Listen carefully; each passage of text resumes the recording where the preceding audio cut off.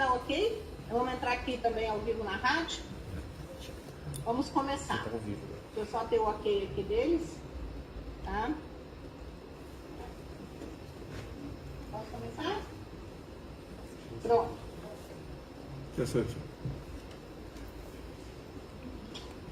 Posso começar? Posso? Então vamos lá.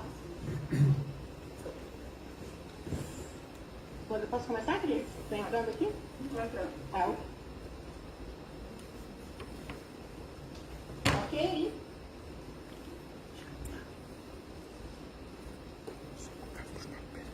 Seja bem-vindo, presidente Bolsonaro. Agradeço um espaço que o senhor abriu na sua agenda para conversar aqui com a Rádio Banda B de Curitiba. Já começo lhe perguntando, gostou do jogo ontem, presidente, com o Flamengo?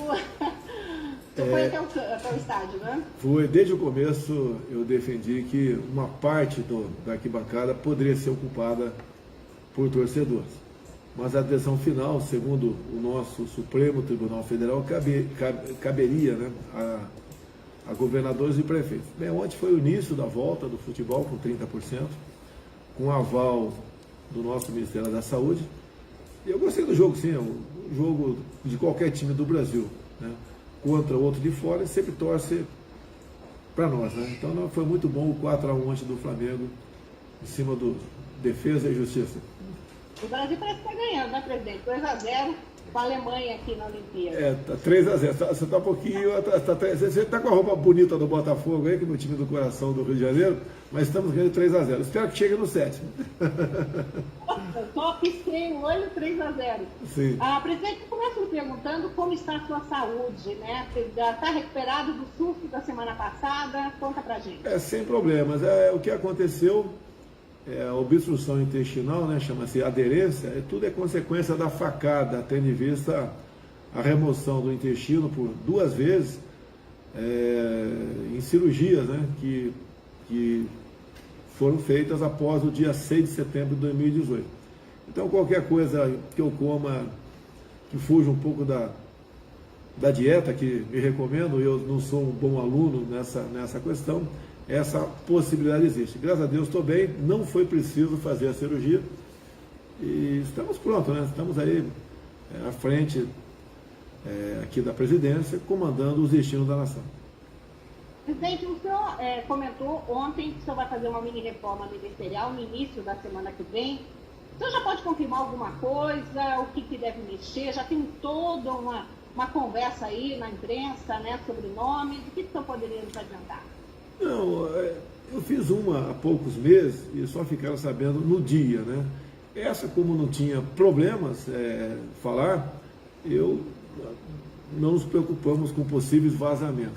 Mas realmente deve acontecer a semana que vem, está praticamente certo. Nós vamos botar um senador aqui na Casa Civil que pode manter um diálogo melhor com o parlamento brasileiro. O general Ramos está na Casa Civil, continua sendo ministro palaciano, vai para a Secretaria-Geral, e o Onix, que eu chamo de Coringa, né, ele vai para um novo ministério, que não vai ser aumentado o número de ministérios. Como o Banco Central perdeu esse status há 2 meses, nós restabelecemos 23 ministérios, e vai ser o Ministério do Emprego e Previdência. Esse que é o quadro pintado aqui agora, nenhuma mudança drástica, no meu entender.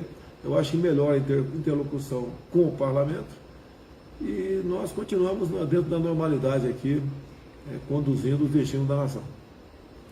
Eu acho. Presidente, o senador Ciro Nogueira, então, confirmado para a Casa Civil?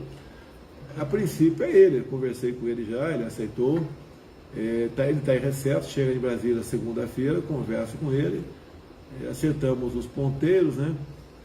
E a gente toca o barco, né?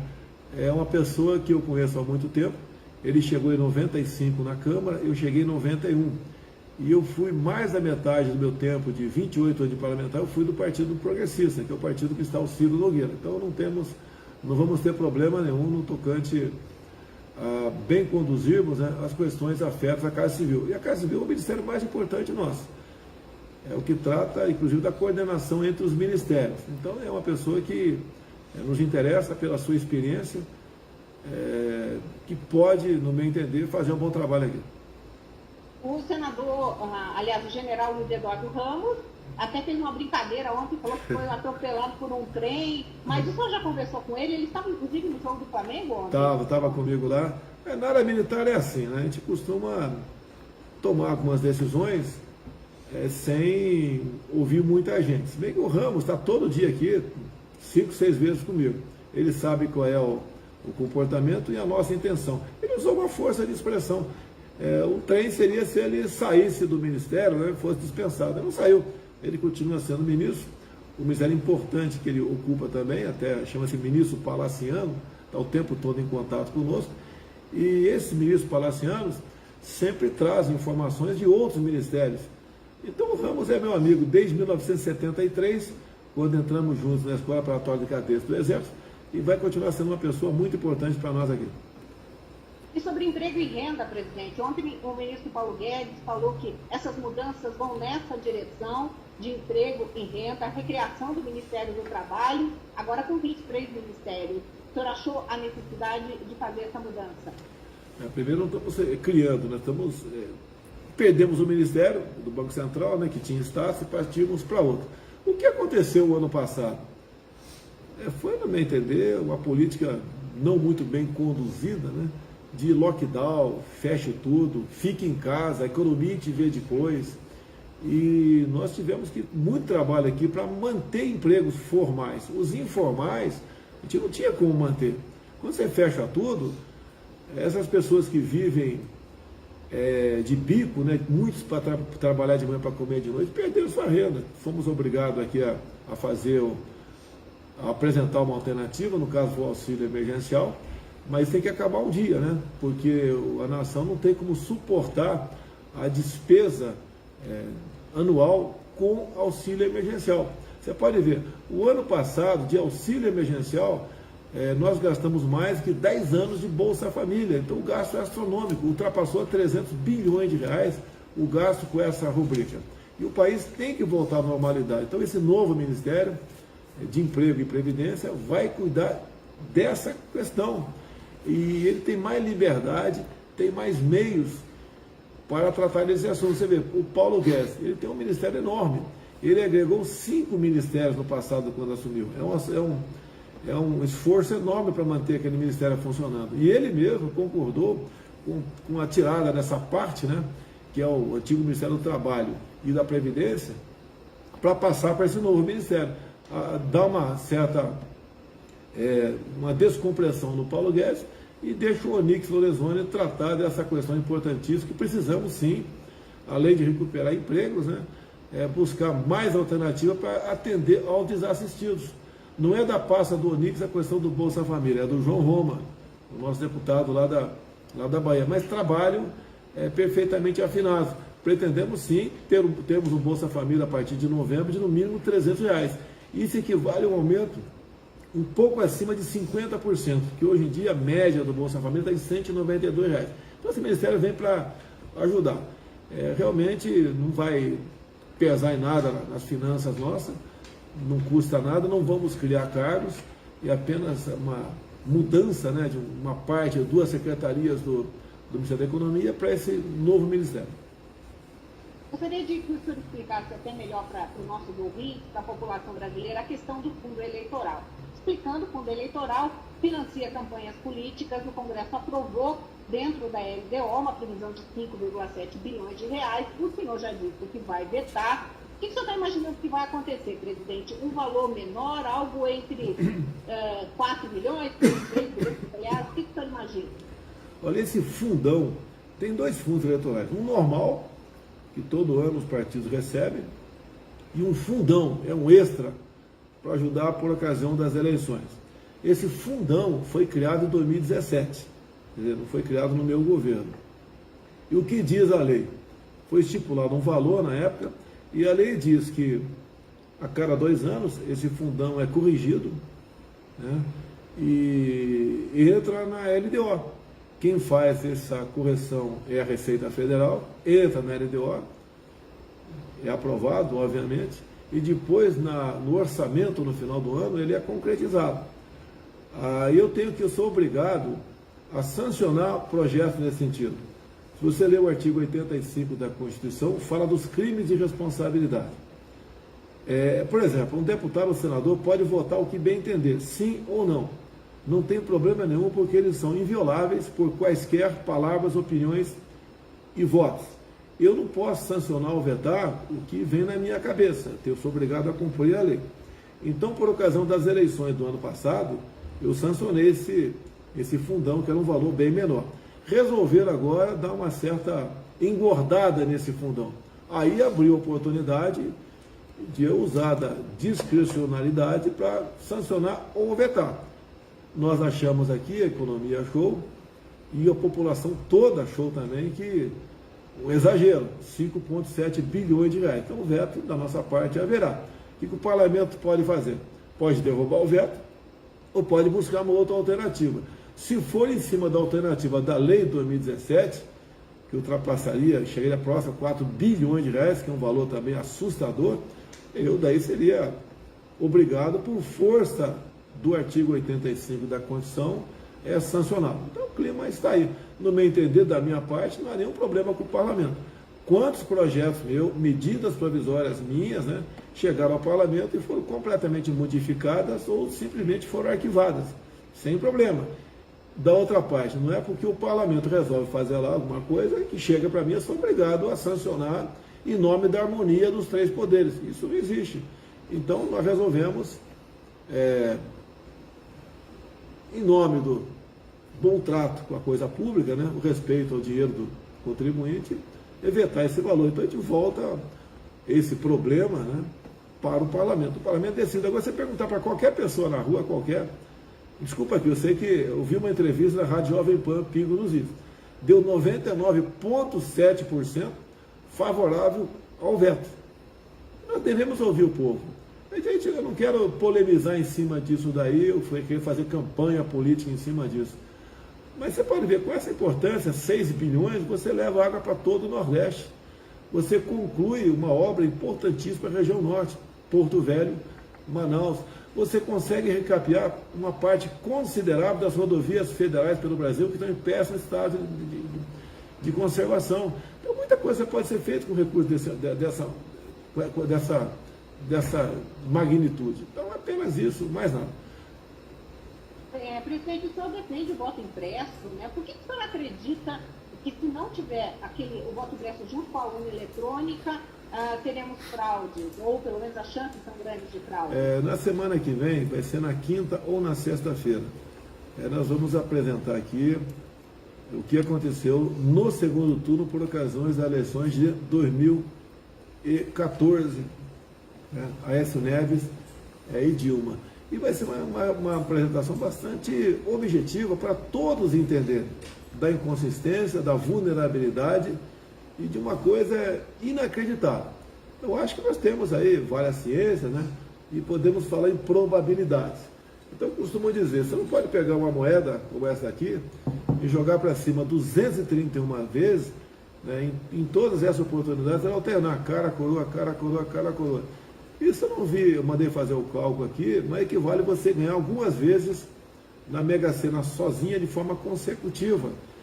Então isso aconteceu porque por ocasião das eleições de 2014 o TSE disponibilizou a apuração minuto a minuto.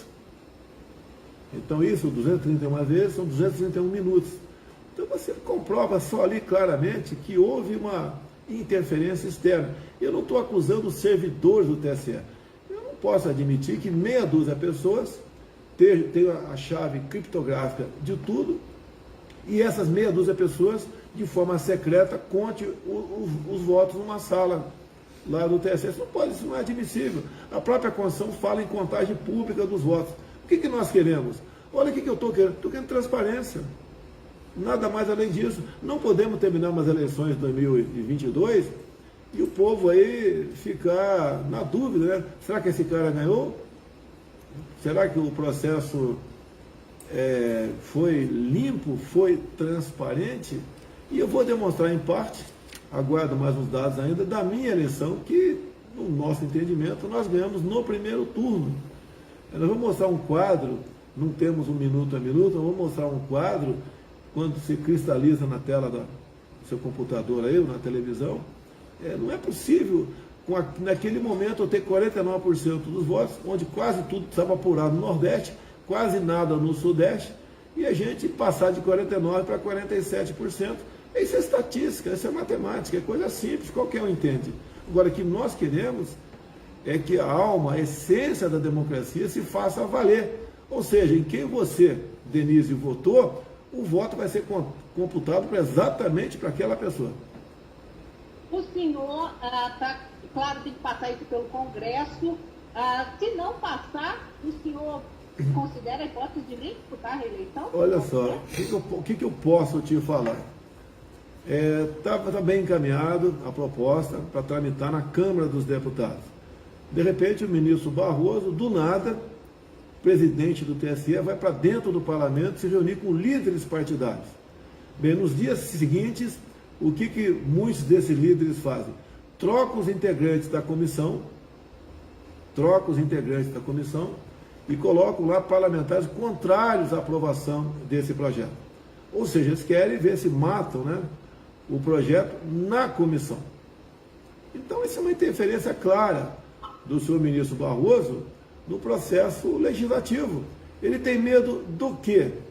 Ele está apavorado com o quê? Ele estaria refém de alguém? Acredito que não. Mas é um dado bastante preocupante. Agora, uma coisa me permite que voltar um pouquinho atrás sobre o fundão, porque de imediato, né, foi aprovado, por ocasião do fundão, na verdade, foi aprovado a LDO, Lei de Diretriz Orçamentária. Então, quem votou na LDO foi rotulado, foi acusado de ter votado favorável ao fundão. E não é verdade. Eles aprovaram a LDO. Quando chegou a hora de pedir um destaque e votar em separado o fundão, o presidente em exercício na Câmara, que estava conduzindo o trabalho naquele momento, atropelou o regimento e não deixou que parlamentares expusessem o seu voto na questão do fundão. Então, a grande justiça foi feita com parlamentares que aprovaram a LDO. Eu lembro da Aline Sleut, aí do seu estado, Paraná, que mandou uma mensagem para mim, que estava sendo aí criticada por ter aprovado o fundão. Ela não votou para aprovar o fundão, ela votou para aprovar a LDO. O fundão estava no meio e estava prevista uma votação em separada para o fundão. Mas tudo bem. Então, a questão de eleições. Quando você tem eleição no teu prédio, né, para síndico, numa escola, você quer que esse voto aí seja realmente levado a sério. E se não for levado a sério, você anula a eleição e faz outra. Nós estamos nos antecipando a possíveis problemas. Nós queremos que o voto dado por qualquer brasileiro seja contado para o seu candidato. E não uma maquininha que, se você quiser auditá-la, toda vez que você apertar o botão novamente vai dar o mesmo resultado. Uma maquininha que não tem como ser auditada, diga quem ganhou as eleições no Brasil. Vocês sabem os interesses externos dentro do nosso país, os interesses internos pela luta de poder dentro do Brasil. Então não podemos abrir essa oportunidade para que alguém com menos votos ganhe eleições. É só isso, mais nada. Estamos com bastante advertindo que nós não queremos o caos, não queremos problema nenhum por ocasião das eleições. Presidente, vamos falar um pouquinho de vacinação. Há muitos brasileiros preocupados em relação à vacina. Como está o ritmo da vacinação no país, na sua opinião? Já foram distribuídos em torno de 160 milhões de doses de vacina. Eu acredito que mais da metade da população recebeu pelo menos a primeira dose. Sabemos dos problemas que a vacina chinesa, a Coronavac, vem ocasionando em alguns países, como o Chile, por exemplo, e aqui no Brasil também. Pessoas que tomaram 2 doses e foram infectadas, ou outras até reinfectadas. Então a eficácia da Coronavac está lá embaixo realmente. Nós, desde o primeiro momento, foi decisão minha, junto aos nossos ministros, né? Vacina só compra depois de aprovado pela Anvisa e só paga depois de recebê-la. Isso aí foi uma maneira que nós tomamos desde o início para evitar qualquer possibilidade de fraude. Bem, a primeira vacina aplicada no mundo foi em dezembro do ano passado. E o Brasil, no mês seguinte, em janeiro de 21, começou a aplicar a vacina do Brasil. E todas as vacinas foram compradas pelo governo federal. Nenhuma foi comprada por governador ou por prefeito. Se bem que vários deputados e senadores, entre eles Omar Aziz, Renan Calheiros, né? O Renildo Calheiros, irmão dele, o Randolfo Rodrigues, tentaram, via emenda, alterar uma medida provisória nossa, de modo que governadores e prefeitos pudessem comprar a vacina sem Anvisa e sem licitação. Então, não quero generalizar, mas com toda certeza, alguns chefes de executivos poderiam fazer a farra com isso. Então, nós evitamos dessa forma. Botamos também mecanismo, desde antes de falar em vacina, de controle, de compliance em todos os ministérios. Os primeiros ministérios que receberam isso foi exatamente o da Saúde e, esqueci outro ministério aqui, foi o Ministério da Agricultura. Tá? Então, a possibilidade de fraude é zero da nossa parte. Não é justo você acusar o governo de propina quando uma sequer vacina da Covaxin foi adquirida. Nem R$1 foi pago. Isso não é justo fazer isso aí. Querem nos colocar num rol de governo corruptos, né? Igual ao de governos anteriores. Estamos há 2 anos e meio sem qualquer denúncia de corrupção em nosso governo. E se porventura ocorrer, nós seremos os primeiros a buscar uma maneira de apurar e, se for o caso, né, punir os responsáveis. Então, a questão da vacina, a gente, com toda certeza, até novembro desse ano, eu acho que até antes, né, outubro, todos os brasileiros que forem voluntários, que quiserem tomar vacina, terão essa oportunidade. Agora, hoje, eu estive em São Paulo, há poucos dias, baixado lá, e me inteirei melhor do que está acontecendo com a vacinação em São Paulo. O povo chega nos postos de saúde e pergunta qual vacina tem aí. Se a Coronavac, a chinesa, eles não estão querendo tomar. Estão optando pela Pfizer ou AstraZeneca. Então a vacina está à disposição do povo. Você pode ver, quando eu decidi pela Copa América no Brasil, né, o Renan Calheiros, na CPI, no mesmo dia, falou que era a Copa da Morte. Nós terminamos a Copa América semana passada, o número de mortes reduziu bastante. Então você pode ver, a vacina está aí, eu defendo o tratamento precoce, não sou médico, mas fui tratado de forma precoce, não tive problema nenhum, bem como mais ou menos 200 servidores aqui do prédio que eu estou ocupando, fizeram uso de medicamento para tratamento precoce, mesmo sem comprovação científica. Assim como as vacinas, né? Até hoje a Coronavac não tem comprovação científica. Essa não tem problema usar. Agora o tratamento precoce tem problema. Então foi politizado isso. E eu entendo que muitas vidas poderiam ter sido poupadas se não tivesse tido essa politização e essa investida apenas em cima da vacina.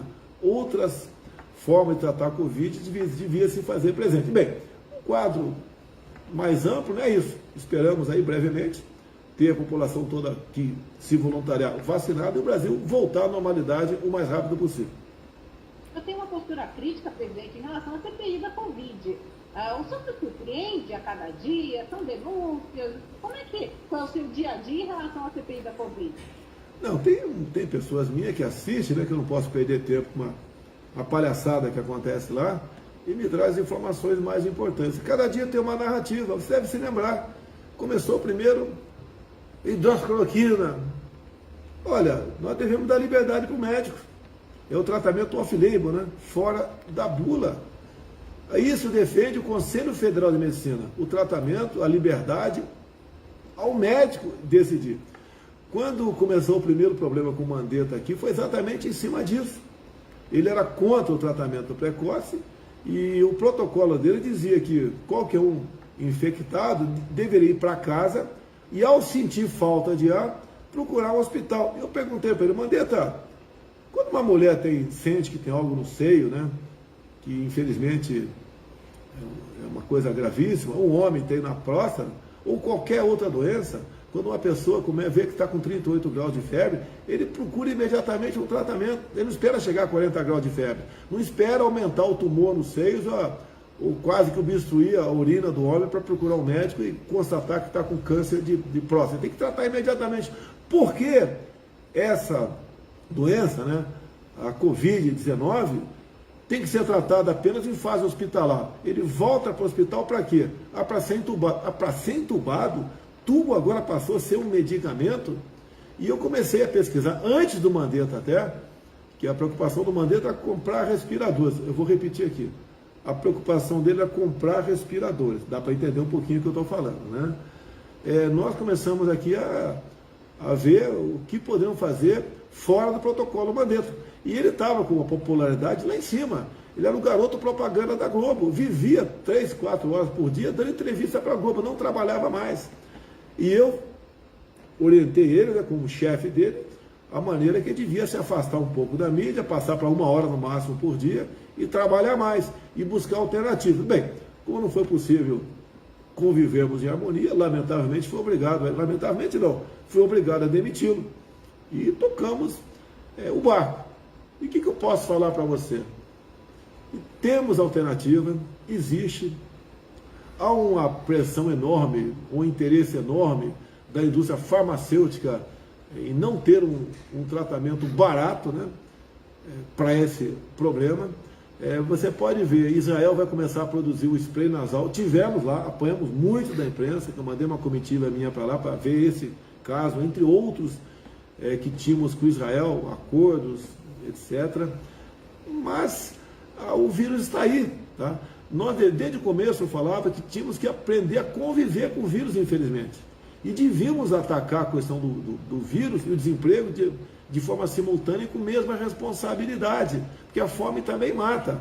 Bem, eu acredito que mais cedo ou mais tarde o mundo apresente aí um remédio para a Covid e nós aqui aprendamos a conviver com ele, como outra gripe qualquer, como outro problema qualquer que tivemos no Brasil e convive entre nós por muito e muito, e convive por nós até hoje. Gente, eu lhe pergunto, se o comando das ações da pandemia estivesse exclusivamente nas mãos do governo federal e não também nas mãos de governos e municípios, né, estaduais, como é que o senhor teria conduzido a pandemia até aqui? O que o senhor teria feito diferente? Olha, eu falei para vocês o que faria diferente, né? Desde o começo, lá atrás, eu falava que não teria lockdown comigo. Eu não fecharia o comércio. Eu tinha que buscar uma proteção para aqueles que tinham comorbidades e mais idade. Não fecharia escolas. Eu não estou falando agora, eu falava lá atrás. Eu apanhava muito.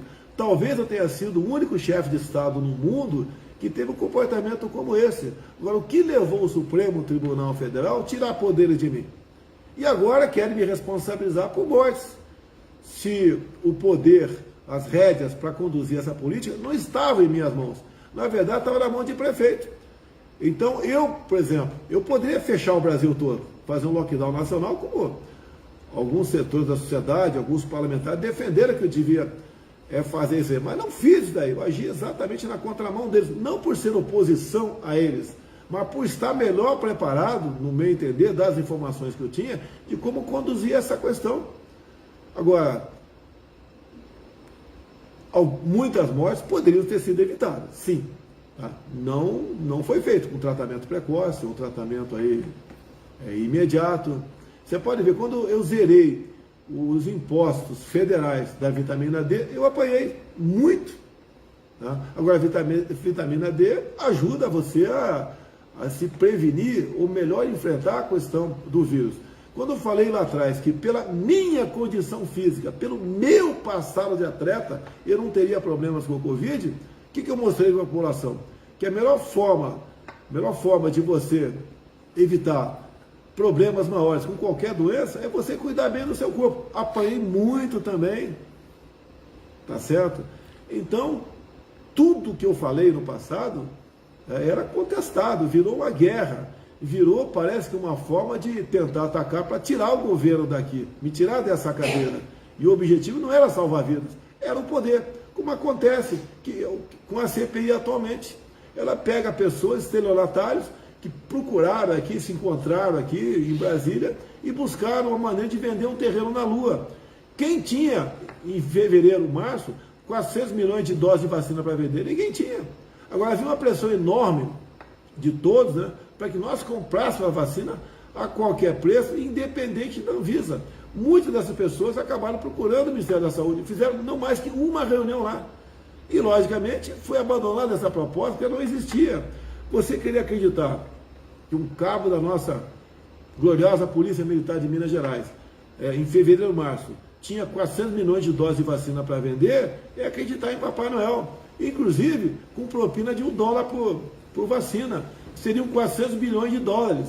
Em vez de R$5, né, que é o preço do dólar, seria 2 bilhões de reais. Não existe. Isso não existe. Eu posso adiantar uma coisa em primeira mão para você, que é um furo jornalístico aí. Tá? Chegou documentação para nós, não vou entrar em muito detalhe.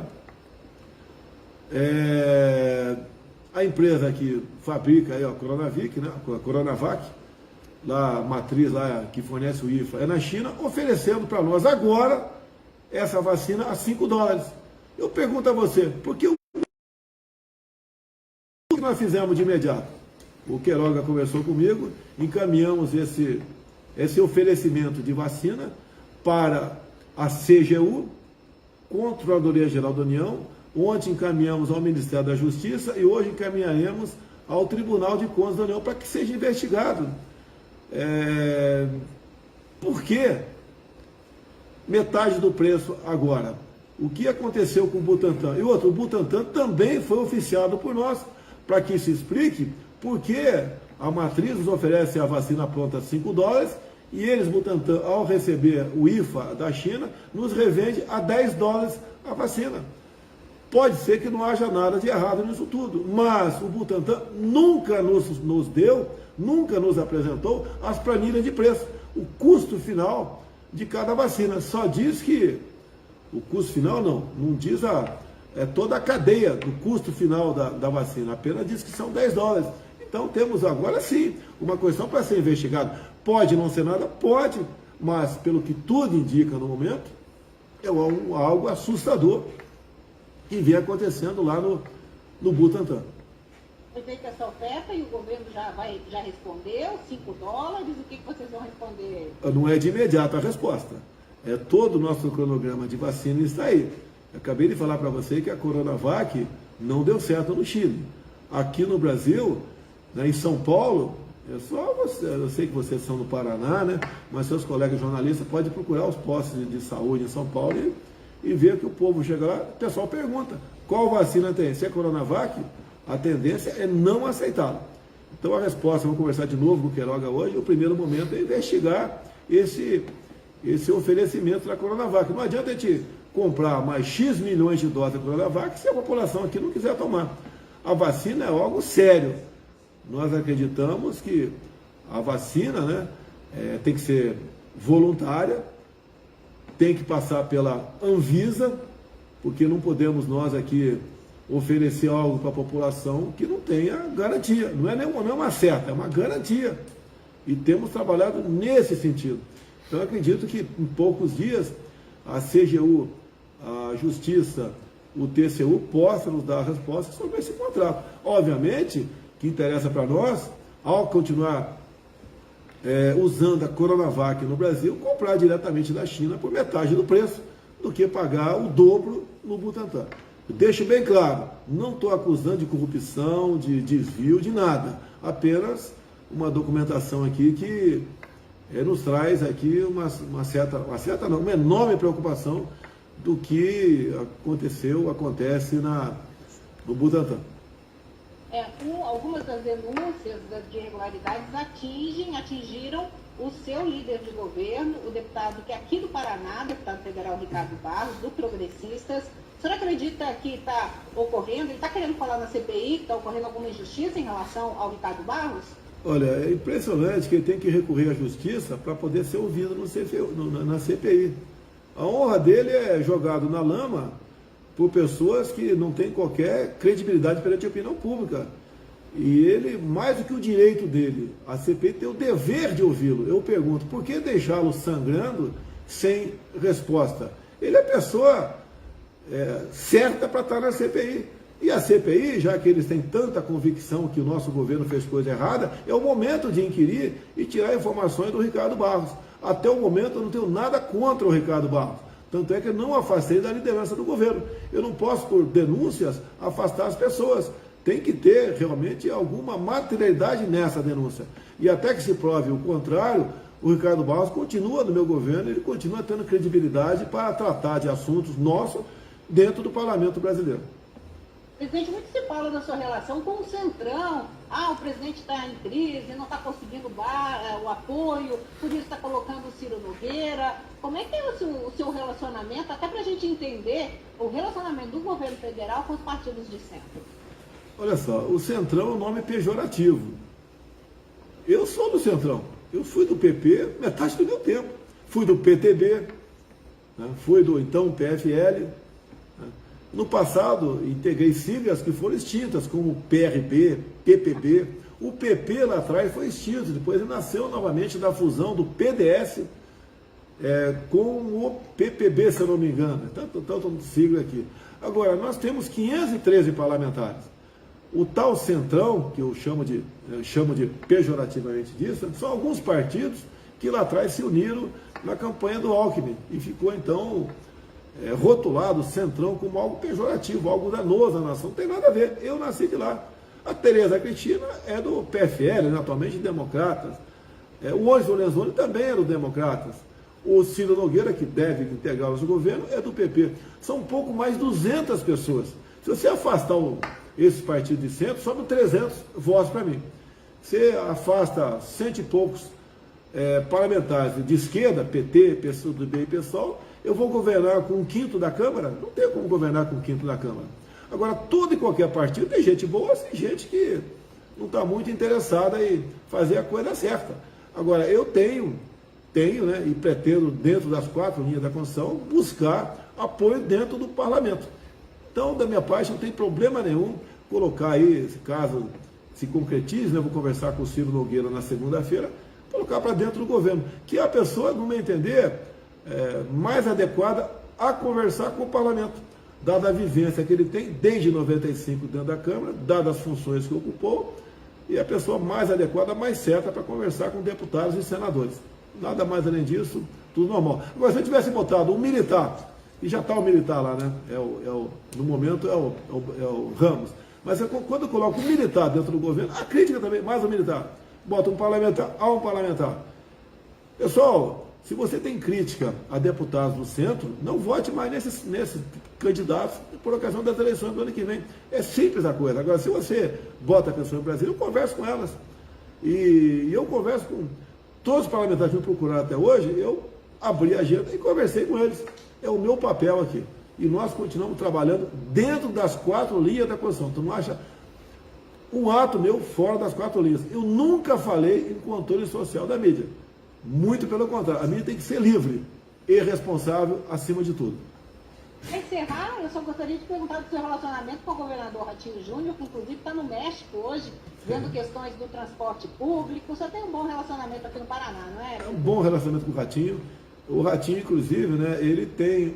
Você sabe que o melhor secretário do Ratinho, eu vou dizer, é o presidente da Itaipu Binacional. Você pode ver, antes de nós assumirmos, Itaipu Binacional investiu um pouco mais de 100 milhões por ano, basicamente em projetos sociais. Quando nós assumimos, você pode ver, só o ano passado investimos 2,5 bilhões. Então o Ratinho está feliz com as 2 pontes, com mais 2 pontes com o Paraguai. Uma está quase pronta, né? Quase pronta não, está chegando a 60%.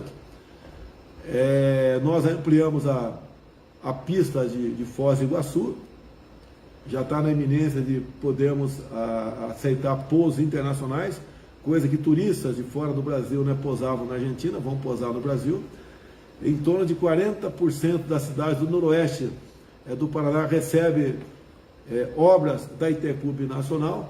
Então, todo e qualquer governador do estado gostaria de ter não só a Itaipu Binacional, bem como uma administração como a nossa de Itaipu Binacional, que realmente é a administração séria. E mudamos como? No primeiro momento, o general Silvio Luna, lá em Itaipu Binacional. Depois, Silvio Luna foi para a Petrobras. Lembra do escarcéu que a imprensa fez, né? As ações da Petrobras caíram 20%, que interferência, etc. Ele foi para lá. Foi para lá e está fazendo um bom trabalho. E colocamos no lugar do Silvio Luna outro general, o Ferreira. E quem não quiser que eu bote general do governo, vote no outro candidato no futuro, né? Se bem que eu não estou fazendo campanha aqui, nem estou dizendo que vão ver candidato a nada, não. Tá certo? Eu boto gente mais chegadas a mim. Como o Lula, por exemplo, né? Colocou o Dilma, o Temer, o VFHC botou gente semelhante ao teu ciclo de amizade, né, para ministérios estatais e bancos oficiais. Falar em bancos oficiais, permita um pouquinho mais, Caixa Econômica Federal, né, que também no primeiro ano nosso deu mais lucro que nos últimos 10 anos que antecederam a administração do Pedro Guimarães. Olha os Correios, de tantos escândalos, uma empresa que praticamente dava prejuízo, um lucro muito pequeno, o ano passado deu lucro de R$1,5 bilhão de reais. Esse é o exemplo de administração séria, responsabilidade e se preocupar realmente com o futuro do seu país. Obrigada pela entrevista, agradeço o seu tempo aqui para a Rádio Banda B de Curitiba e a gente fica à disposição, presidente. Um abraço a todos do Paraná. Muito obrigado.